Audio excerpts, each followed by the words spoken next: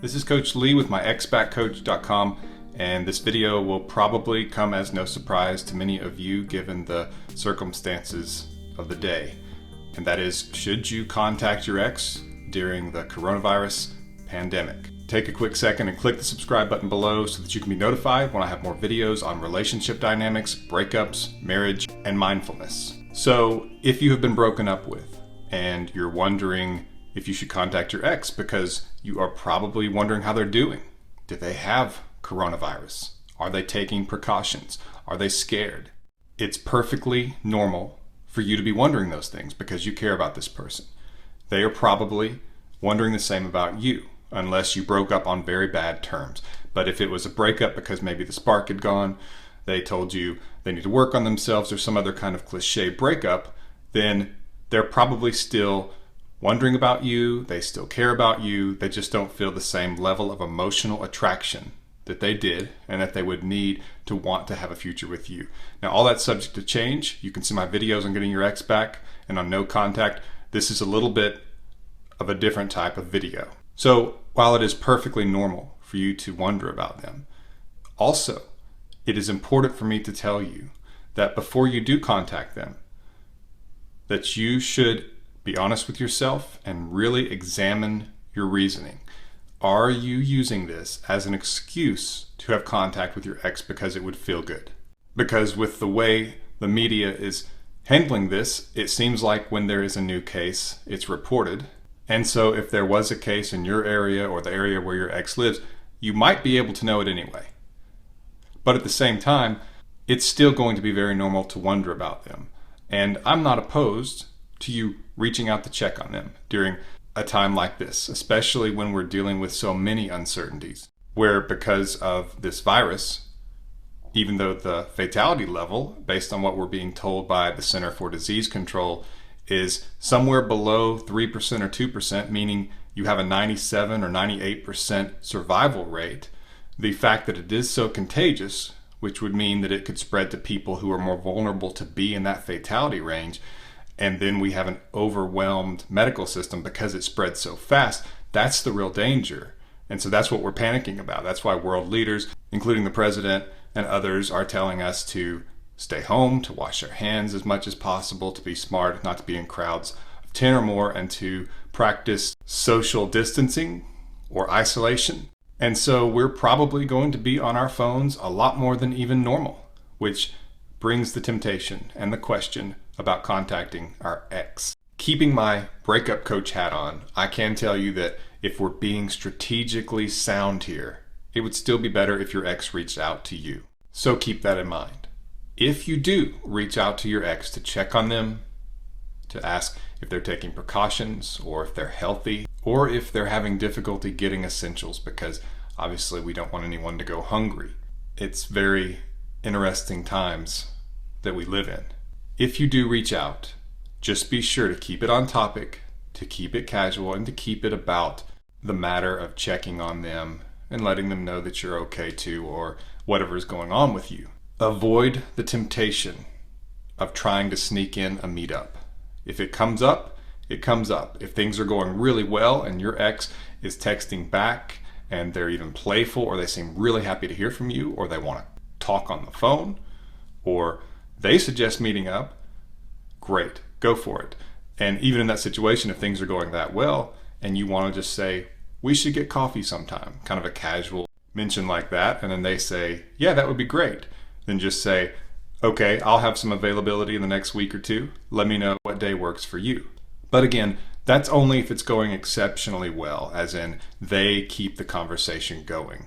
Again, you should focus on playing that tennis match where if your first text is you hitting the ball over the net, wait until they hit it back before you hit it back. And don't hit it twice in a row.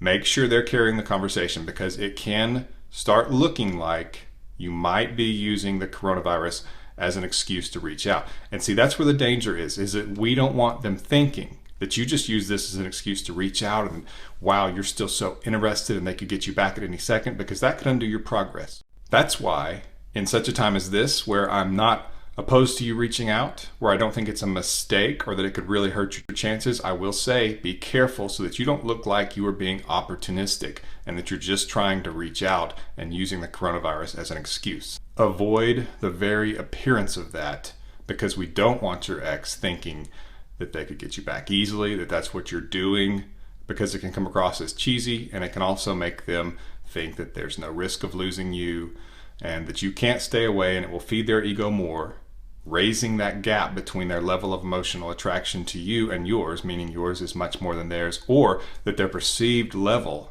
of how attractive you are as a person is considerably beneath theirs.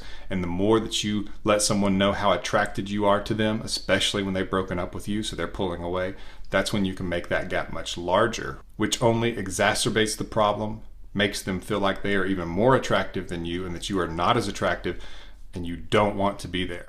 You don't want this pandemic to hurt your chances even more, because there will be another side to this. There will be a day when we aren't worried about going to the grocery store, and when we can meet in groups larger than 10 again, and when international travel is something to be seen as not as risky again. And so we should look toward the future positively. And if you're able to do that, if you know that your ex is all right, through another way, that's still probably the best way to go. Be open to them contacting you, and you can still apply those rules if things are just going very well, especially if they're being playful and flirty. It's certainly fine for you to say very confidently, we should get coffee sometime, or we should, and you can name something kind of casual, maybe that you two used to do before. You could say, we should get ice cream sometime. Something like that, where you're not exactly saying, will you get coffee with me, or will you get ice cream with me? Because we don't want to set up the possibility for a rejection. Plus, that also looks like you're giving them a lot of power, as in, will you have mercy on me? I'm letting you make this decision. You should just kind of make the decision and say, we should. We should have coffee. We should grab ice cream. It's a very different statement than, would you like to, or can we? I've had coaching clients do that, and I oftentimes put my hand to my forehead, because that's a big mistake. So keep that in mind. Speak confidently and as though you are leading the situation, not as though you are asking them for mercy or hoping they will say yes. That's not a position of strength. Should your ex need some basics, such as food or hygiene and cleanliness items, this is where it gets very personal, because you want to treat your ex as though, to some degree, hear me closely, to some degree, as though they are anyone else. In other words, this is what you would do for your friends. This is what you would do for family. This is what you would do for your neighbor. And that you aren't just doing this because they're your ex, but that you are doing this because you're a kind person and because you're awesome on the inside. And underline this next part in your brain. It should not look like you are doing a favor for them, hoping that it will get you points so that you can get them back. Nothing kills attraction more than that, than trying to earn favors, trying to earn points, trying to look like you are a willing servant, hoping to get in their good graces. So be careful of that. If you are dropping something by, if they don't have gas in their vehicle and they're paranoid or afraid to get out, or they can't get something locally because the shelves are empty, but you happen to have it and you could run it by, fine. If you take it to them, be casual, be polite, you could even be playful. And if you were to give them a hug or something, make it a quick hug and just kind of joke about, get away from me with your coronavirus, or something like that. It's good to be playful in times like this a little bit, and it can help break the ice a little bit for a more mature discussion, maybe on reminding them to wash their hands or whatever. This isn't an after-school program special alert, but you could maybe bring some of that up, like stay safe, stay away from people, that kind of thing. But be open in case they said, stay longer, let's watch a movie, because isolation can get really boring. And it might be a nice little opportunity. Just remember, stay calm, stay casual, stay polite. Remember that you are the prize. Operate from a position of strength, which would be that in some ways you're doing them a favor. But don't go with the intention of trying to stay. Just be open to the idea that they could invite you to. However, don't let that be bait to make you do this. Practice discipline. Your goal should be to get in there and get out while being casual and polite and simply doing something kind for someone.